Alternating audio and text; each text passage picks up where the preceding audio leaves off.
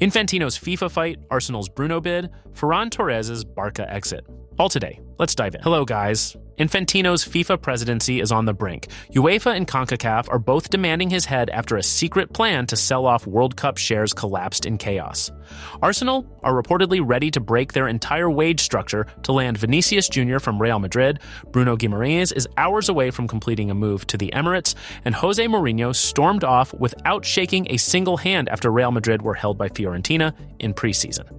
Plus, Danny Welbeck makes history by joining Chelsea, and Zinedine Zidane's first home match as France coach is already sold out. If you're enjoying this kind of breakdown, drop a like. It genuinely helps us keep this format going. So let's dive into the latest football news. Arsenal are reportedly willing to make an exception to their long-held wage structure to maximize their chances of signing Real Madrid star Vinícius Jr. this summer, according to The Athletic. Arsenal are in direct talks with Newcastle today to close the Bruno Guimarães transfer. The Brazilian midfielder is waiting for the green light to travel for his medical and contract signing, with Arsenal maintaining total confidence.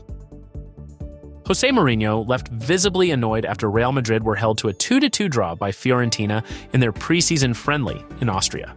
Reports say he did not shake hands with anyone after the final whistle. Danny Welbeck has completed his move to Chelsea, signing a contract until 2028. The 35-year-old joins from Brighton, with Xabi Alonso specifically requesting him to bring experience to the squad. With his move to Chelsea, Welbeck now has the opportunity to become the first-ever player to feature in the Premier League for all three of Arsenal, Chelsea, and Manchester United. Ferran Torres is open to signing for Paris Saint-Germain after contract renewal talks with Barcelona have completely stalled. Both clubs are set to enter direct negotiations over a transfer fee in the coming days. Zinedine Zidane's first home match as France head coach, against Italy in the Nations League on October 2nd, has already sold out the Stade de France. The hype around his arrival as Les Bleus boss is extraordinary. Despite 3 weeks in charge at Real Madrid and a preseason friendly already played, Jose Mourinho has not held a single press conference or made any public statement. No interviews, no club TV appearance, nothing. Endrick scored for Real Madrid in their 2-2 draw with Fiorentina, with an opinion piece from Marca suggesting the young Brazilian does not want to be the third-choice striker under Mourinho'S system. The agent of Ajax winger Mika Godts, Niels de Jong, confirmed the player's side has agreed to PSG's proposal.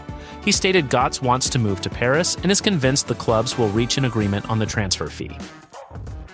Real Madrid transfer target Yan Diomandé has reportedly pulled out of RB Leipzig's preseason squad amid speculation surrounding his proposed move to the La Liga giants.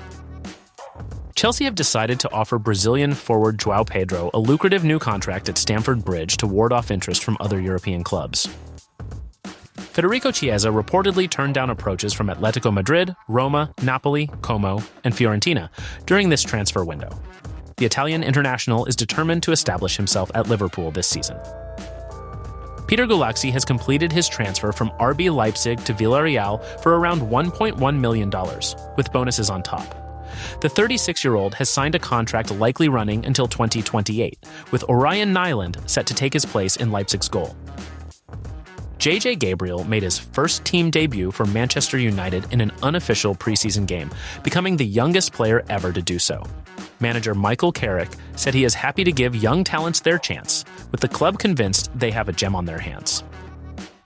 Jeremy Doku has reflected on the birth of his son during the World Cup, describing being woken at 1 a.m. and rushing to the emergency room.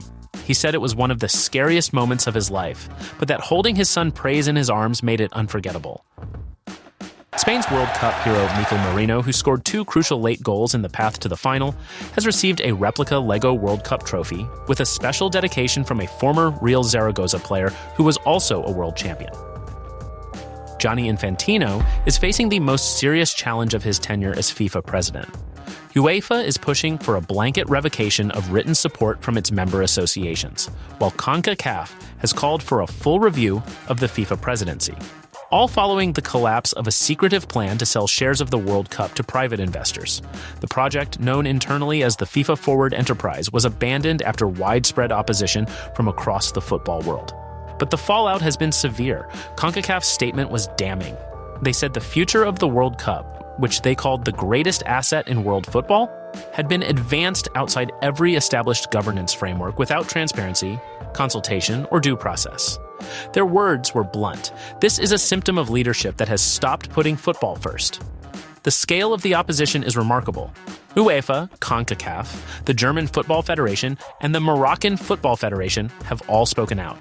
Victor Montagliani is now emerging as a serious contender for the FIFA presidency, according to Ben Jacobs, as Infantino has yet to communicate his next steps. The chaos within FIFA's leadership is described as unprecedented. What happens next is unclear. Infantino has not publicly responded to the calls for his resignation.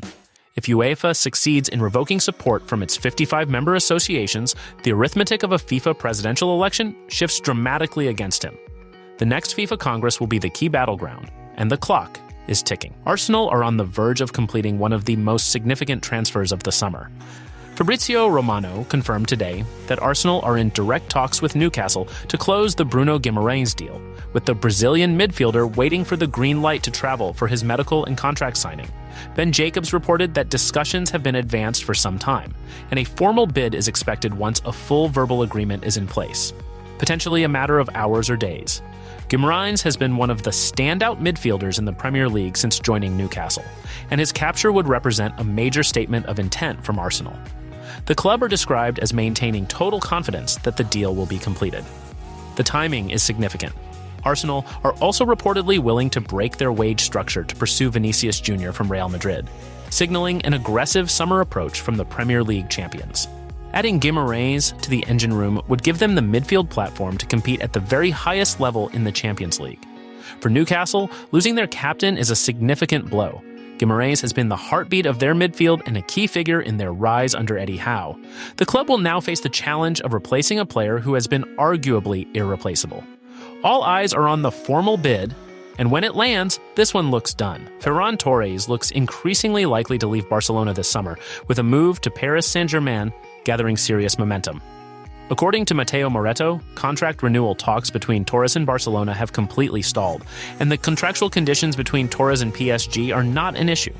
Both clubs are set to enter direct contact in the coming days to negotiate the transfer fee, and the signing could accelerate soon. Barcelona are aware of the situation and appear to be preparing for his departure. One prominent Barca-aligned commentator noted that Torres had plenty of opportunities during the season, including a run of more than 10 games without scoring at the start of the campaign, and that if he does leave, Barcelona should demand at least $49 million for him. If Torres departs and Barcelona do not bring in a dedicated striker, their realistic options reportedly include Anthony Gordon, Karim Adeyemi, and Hamza Abdelkarim. None of those names carry the same profile as Torres, which underlines the challenge facing the club's sporting department. For PSG, the signing would add a versatile, experienced wide forward to their attack. Torres has Champions League pedigree and international experience with Spain, including their recent World Cup triumph. Whether the fee can be agreed quickly will determine whether this one gets done before the window closes. Guys, don't forget to like, comment, and subscribe for more exciting football news. Stay tuned for our next video. Until then, take care, and see you soon.